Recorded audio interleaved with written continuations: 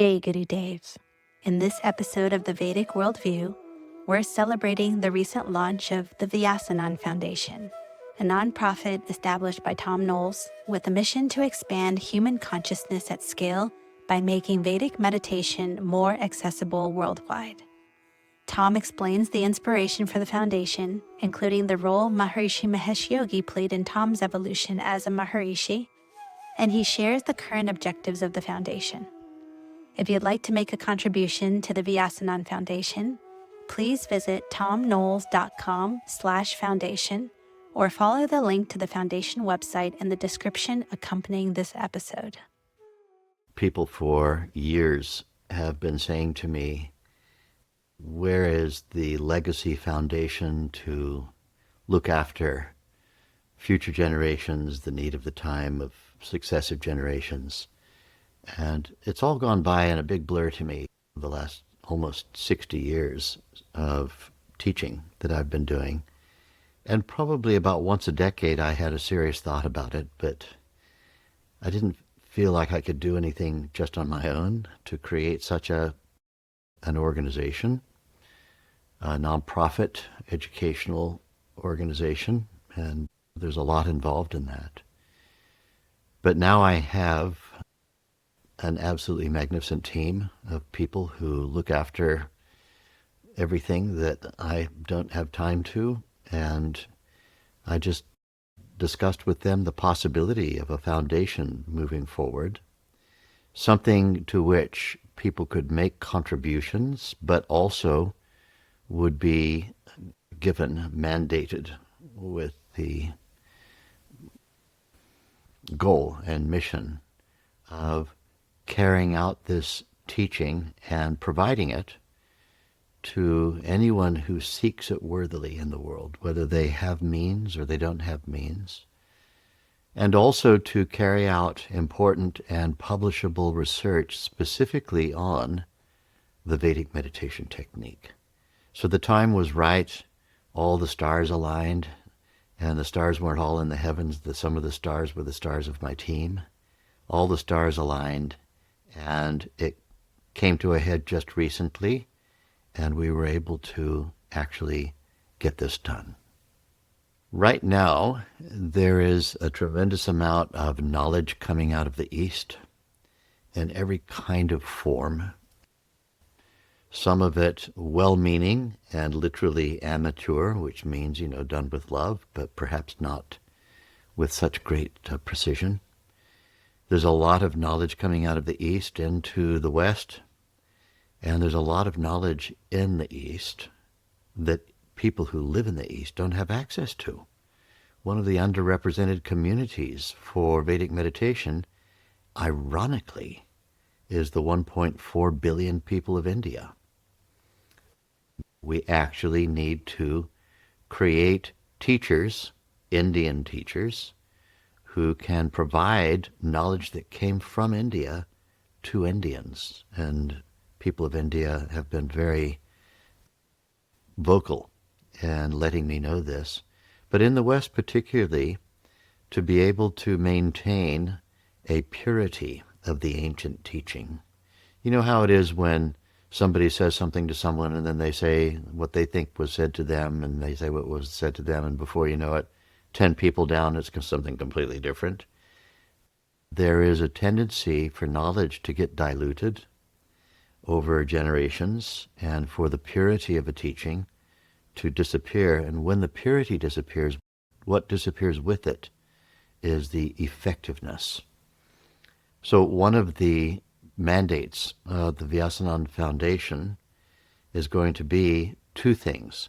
Let's get the knowledge out to the world. That's one thing, because if it's so pure that nobody knows about it, then it's not relevant socially. But while making it a socially relevant outreach to the population, let's at the same time keep the teaching pure.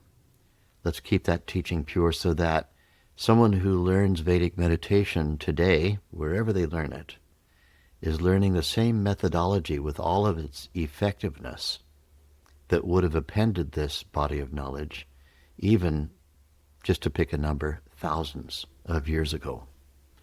So we have a need of the time, and though I feel in pretty good health, I'm all hale and hearty here, I can see year after year this long beard of mine getting whiter and whiter, and I can count numbers. And now I'm in my 8th decade. It's important for me to be responsible and really set up something which is designed to outlast me. And so I don't want anyone to think that the urgency of this has something to do with any medical report I got. I'm really doing very well. But things like this don't last forever. And so a foundation can outlast me. And that's a very important consideration in building it now and getting it up and running. Looking at the demands of living in the time in which we're living now, in the 2020s, and sometime somebody's going to be looking at this in the 2040s and say, it's just as demanding now. And I'm sure people in 1940 would have thought it was just as demanding back then. But let's behave as if this is the most demanding time ever, which a lot of people think it is right now. A lot of distractibility, a lot of things that people are uncertain about what their reliable sources of knowledge are, knowledge about what do you do, what do you think, and what do you do in order to ensure a life with minimal suffering. That's really what it comes down to, where you can make ends meet, but also be a conscious person. Conscious of what? Conscious that you won't be able to continue making ends meet unless you bring the many with you. Otherwise, you might attain to individual peace because you're okay, but your peacefulness will be kicked around like a football by the unrest and unhappiness of all of those around you. So it's clear that there's one very important law when I was studying in the mind and brain sciences decades ago, which a biologist taught me, an award-winning biologist. He said, Thom, the few lead the many. It's a fundamental biological tenet that there's no model in nature where the many get up and move at the same time. There's always something. It might be an ant that leads all the other ants. It might be one bird leading the entire flock. It might be one neuron in the brain firing and then causing 10,000 neurons to fire, which then causes 10 million neurons to fire, and so on. There has to be something that leads the many. And the many are looking for answers. So it's very important for those who are leading everyday lives and who want to meet demands with a greater degree of success, interact with this very demanding world successfully, to learn the practice of Vedic meditation, to awaken in themselves their brain's full potential. I'm a cognitive neuroscientist, and we teach that on average people use about 2% of the brain's available computing power. That doesn't mean they're using 2% of their brain. The entire brain's active, but what it's active doing mainly is storing irrelevant information that has to do with stress. And so to awaken the brain's full potential, to awaken its complete capability, and thereby make somebody into a responsive and responsible citizen who can in their own lives interact with speed and accuracy and staying calm under pressure, interact with the demands of the time, reap the rewards of doing that, and become an exemplar, and then for there to be an outlet that's readily available for others who see that, know how to turn that experience on for themselves. And so for the few to lead the many means that there's always going to be someone who gets to this body of knowledge earlier than others, but that once that's done, it should be readily available at scale to as many people as would like to avail themselves of it. it will become tremendously popular once it gets a certain amount of traction in the world. And it's very important when you have a body of knowledge that you talk about, you're kind of making a promise to the population. And there's one basic principle, which, you don't want to promise high and deliver low. You want to be able to make a promise that knowledge like Vedic meditation is available, and to actually be able to fulfill that promise. There are more people who want to learn this than we have teachers for. And to become a teacher is a detailed, lengthy, and involved process. It's equivalent roughly to a master's degree at university. So we have to speed up and expand our teacher training programs and to be able to fulfill the promise, because I don't think you get very many chances when the public says, yes, we want it now, for you to go, well, hang on, can you wait 10 years? People don't want to wait 10 years. They want things now. And we should be able to meet that level of hunger for this knowledge, which is growing and growing day by day. So in this particular time, we see a lot of change. People have been seeing change forever. I'm sure paleontological humans were saying that we're seeing a lot of change. But we are seeing a lot of change relative to earlier stages of our own lives, and perhaps compared with a previous generation. People are putting their faith in governments and in the leaders of governments to solve all their problems for them. We've got problems. We rely upon the big institutions of the world to solve our problems. So, okay, we're waiting, solve the problems now. And if you don't, you're out. We'll put somebody else in there and solve the problems. And the problems range from everything from the one thing that everyone talks about that's never been attained to by humanity, world peace. There's never been world peace since Stone Ages. It's an idea. It's a thing that's never happened. There's been gaps between major world wars, but most of those were just preparation for the next war. From world peace all the way down to, how do I educate my children? How do I get food on the table every day? Okay, governments solve all that. And governments are not equipped to be able to do that. People need to learn how to become increasingly innate and to help the governments to become increasingly self-sufficient, to wake up the full potential of the brain, to be less bound by past overloads of experience. We call that in physiology stress. To be less bound by stress, to have and unleash the full creative intelligence of the mind, to make us stable and adaptive individual citizens. And then, when a larger number of people are doing that, the process of governance will be a much more easy-going and fruitful process. But when individuals have minimal self-sufficiency, the expectation for others to make arrangements for their life to be better is unrealistic, and it's not working. And because of that, people are becoming anxious and depressed. I'm asked often, what would the world look like if more people practiced this? I think that it's kind of unimaginable. That's a bit of a cop-out answer, but really we can begin the process of imagining it by just looking at what happens to individuals when they learn this.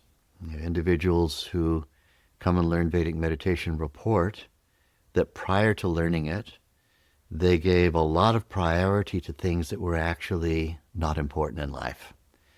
That their baseline of what they considered to be important changed and upgraded. They found themselves being deeply bound by little overloads of experience or frustrations or social interactions that actually had little impact on their forward progress as a human, except that they gave it a lot of attention and made it impactful for them. We see people who are suffering from illnesses and diseases that every doctor knows that 80% of people who present to a general practitioner are suffering from something that the general practitioner has no training in, and that is overload of stress. Stress, fatigue, tiredness, anxiety, depression, and so on. So about 80% who meet with a general practitioner are told to go away and look after their diet, and hopefully things will get better, and if they don't, and if it turns into a disease that I can treat, come back and see me. This puts doctors in a bizarre position. So more people practicing Vedic meditation is going to mean more smiling faces on the streets.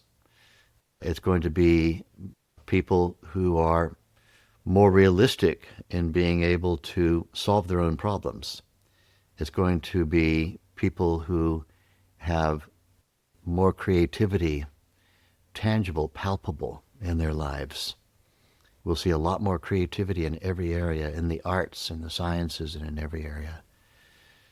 We'll see people less dependent on whatever news they happen to read on TikTok or whatever their platform is that is their favorite go-to, and who are able to actually go to knowledge both externally and internally that has greater reliability and makes greater and deeper sense. In other words, a world of people who are living deeper and deeper inner fulfillment. And as a consequence of that, less panicky about finding fulfillment out there. The idea that there's a thing out there, there's a body of knowledge out there, there's a place I could go or whatever, that's going to give me fulfillment. And the truth of it is, what we teach in the ancient Vedic science is that there is a place of fulfillment, but it lies deep inside you. It is, as it were, underneath all the thoughts. When you practice Vedic meditation, you let your awareness experience that place, and it is the fountainhead of knowledge. It's the level of consciousness which allows you to connect all the dots. You have a dot of knowledge here, and another dot of knowledge there, and so on and so forth, and all these different dots of knowledge need to become interconnected. When you have a less excited consciousness state, a pattern emerges, and that's a pattern of knowledge that you can draw upon that is embedded in your own consciousness field, if only you can awaken it.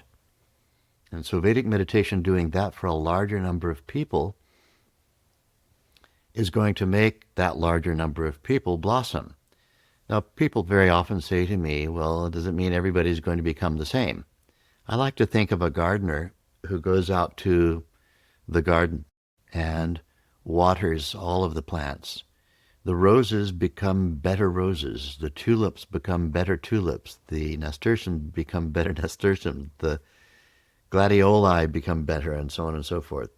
But a daisy doesn't turn into a rose, and a rose doesn't turn into a tulip. They don't all become the same. If you water the root of all of them, their differences blossom. Life will become more colorful when people begin to tap in to that deep inner unified field of consciousness. All the individualities will blossom even more. So we'll have a much more beautiful, diverse garden of healthy individuals who are living lives in a more fulfilled way. With regard to the contributions that are brought in, we're going to have our attention floating about equally between two urgent projects. The first of the urgent projects is the creation of a scholarship fund, and a scholarship fund for specifically needy people who are means tested. But not just anybody who goes, well, I need money for teacher training, can automatically receive a scholarship or a partial scholarship. We will means test it.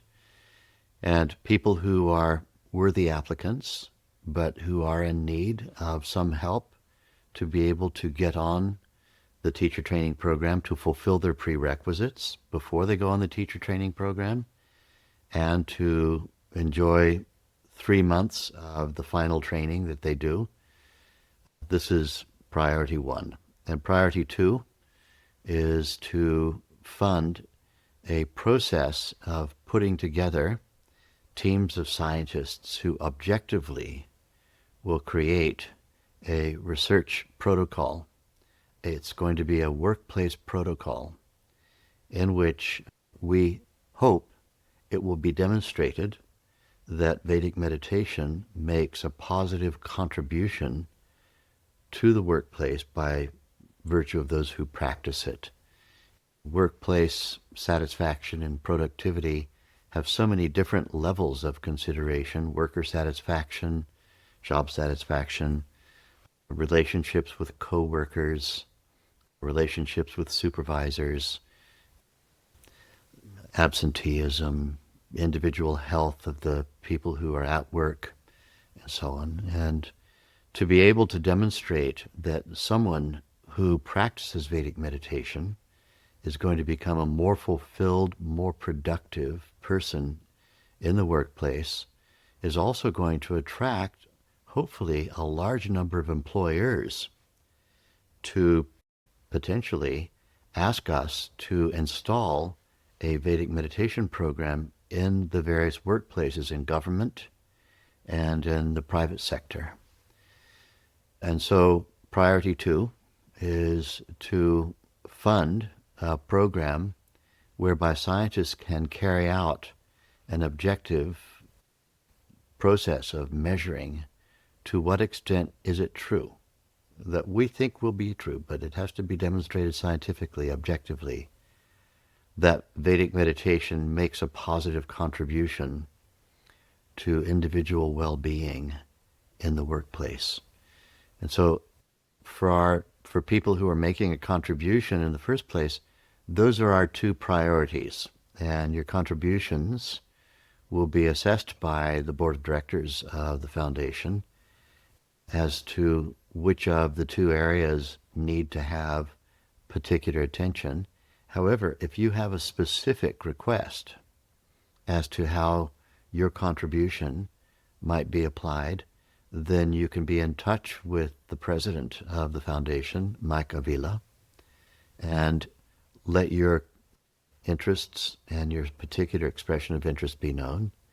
And we will look at, I say we, the board of directors of the Vyasanand Foundation, will have a look at your request and to see in what way it can be most worthily honored within the mission of the foundation.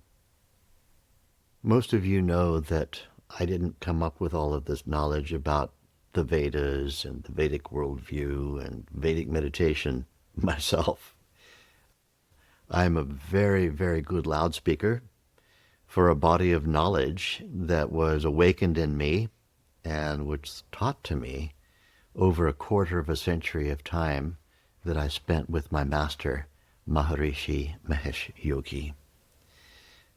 In the late 1950s, around 58 or 59, Maharishi had come from the East and landed in California for the first time and began teaching, and hundreds of people, particularly in Los Angeles, gathered round him and wanted to know how this knowledge was going to be propagated into the future.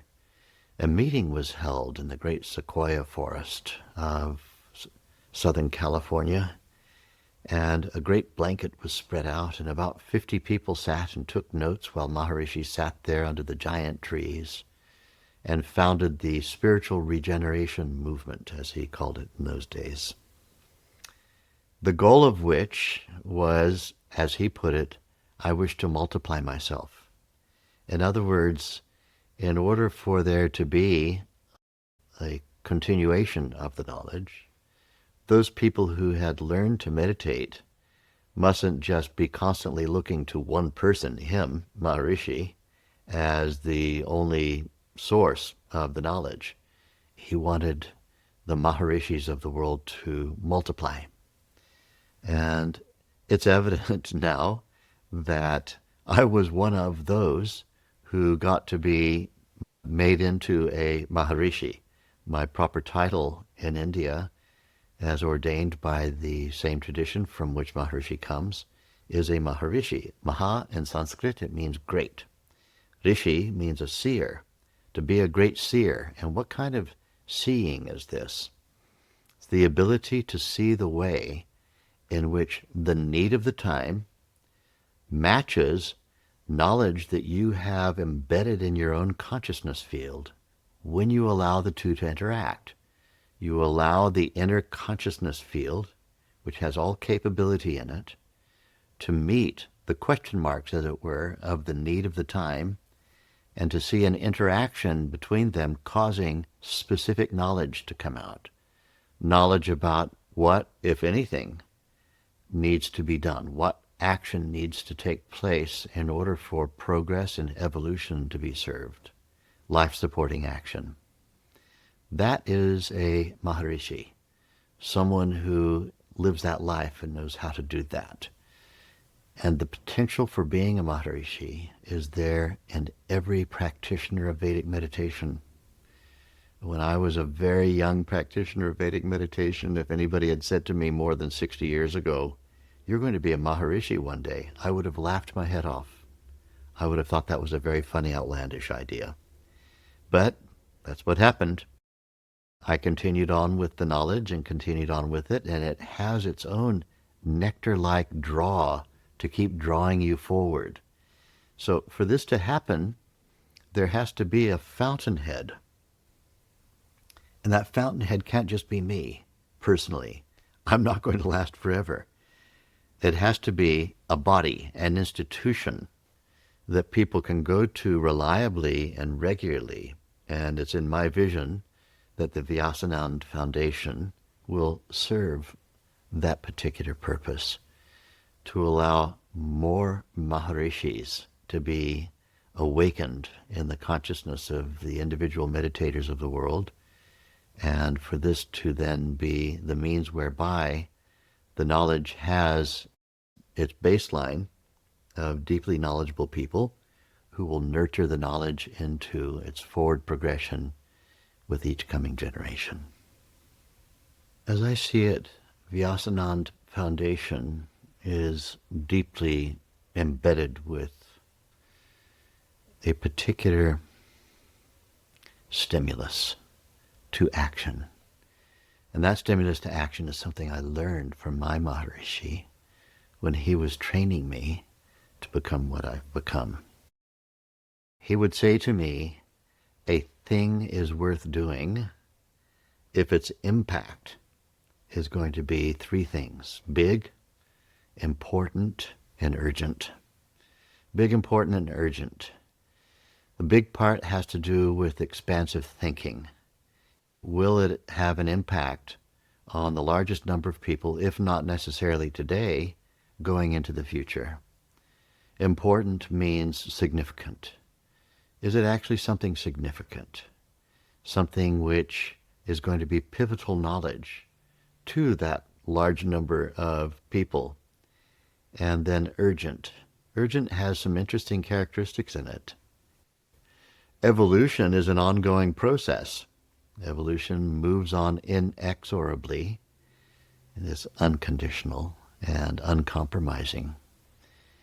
And so, with evolution being a continuous forward thing, if you don't respond to that demand to move forward, then you're ignoring the message of nature, which is, this is urgent. This is an urge coming from nature itself. Nature itself wants there to be progressive change. And so leaning into that which has the largest scope, it has the most significant and pivotal impact for that large number of people, and it's urgent because it's fulfilling a need of the time. Big, important, and urgent are really going to be some of the driving features of how Vyasanand Foundation makes its decisions about what to do going forward. And I would also suggest to you, to my dear contributors and well-wishers, that you would like to be part of something that is big, something that is important and pivotal, and something that addresses an urgent need of the time, I hope and I trust this will also attract you. So Maharishi was really onto something. I'd like sincerely and from my heart to express my gratitude to those of you who have gone to the trouble of making a contribution to the Vyasanand Foundation to help us to awaken in the community the promise that Vedic meditation makes of being able to create people who are more self-sufficient, happy, more fulfilled, to create more teachers to meet the need of the time, and to create a body of knowledge, a scientific body of knowledge, that will help society to grow in fulfillment generation after generation. Thank you. If you'd like to make a contribution to the Vyasanand Foundation, please visit thomknowles.com/foundation or follow the link to the foundation website in the description accompanying this episode. Jai Gurudev.